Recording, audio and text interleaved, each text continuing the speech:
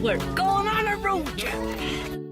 Our second race of the season took us to St. George for the North American Pro Championships, and with Utah only 650 miles away, we packed up the car and hit the road.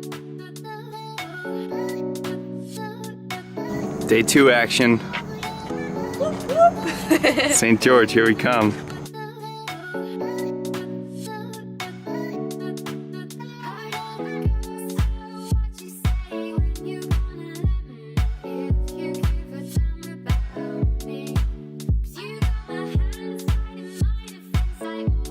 I did St. George in 2013 as my first US pro race, and I came 25th. It was really not a great result, and I didn't want to come back until I was ready.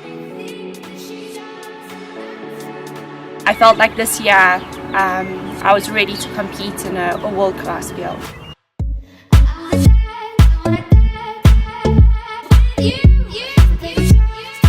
So St. George was my second race of the season. The first of the year was 70.3 Texas in Galveston, which was an incredibly disappointing race for me. I think I came 22nd and had a terrible day. Pretty much everything went wrong and I just felt awful. And I was really happy for Jeanni, who came second, but that was tough for us as a couple to have one person who had a terrible race and one person who had a great race. So originally I wasn't going to toe the start line again until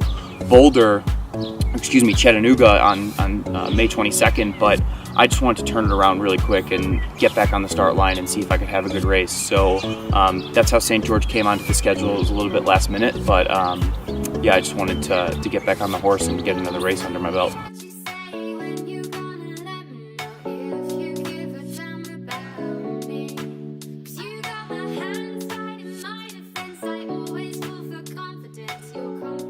The swim was really tough and the lead group actually went a bit off course. I got dropped from the group and I managed to slip in after they actually came back on course again, so it was great to come out with the lead group. And on the bike the conditions were just absolutely messy. It was cold and rainy. I couldn't feel my hands or feet, and so I didn't really feel like my legs came around, and I didn't have my best bike, but it was okay. And I really struggled in T2. I couldn't get my helmet off. I really struggled to get my shoes and socks on, and yeah, I really had a bad T2, but I was able to run really well and I felt awesome. So I was really happy with that. It's a really tough run course, really hilly, and I'm just glad I was able to finish really strong and yeah, finish the day off in 6th. So my day started off pretty well, and I was really happy with my swim start. So there was obviously a super elite group with likes of Cam Dye and Andres Raylert or Michael Raylert, and I knew I wasn't going to be part of that front pack, but I was going to be happy if I was kind of part of the main chase group of guys who were super strong athletes overall, but not necessarily the top of the field swimmers.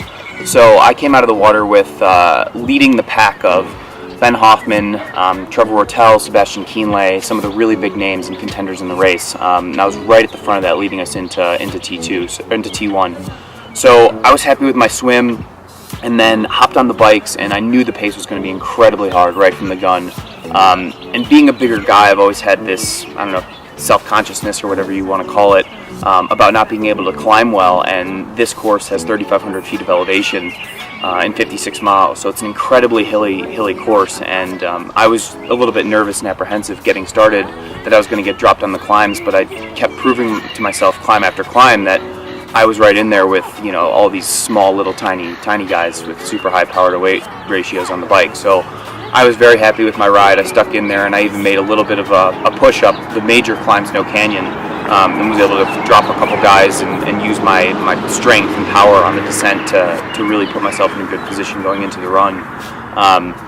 And then on the run, it was just a really steady run for me.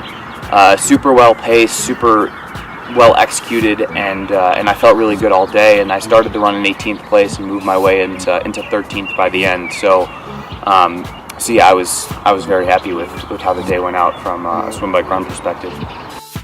So it's safe to say that the two of us drove back to Boulder in good spirits, but you have to strike when the iron's hot, and we're racing again in 2 weeks at 70.3 Chattanooga.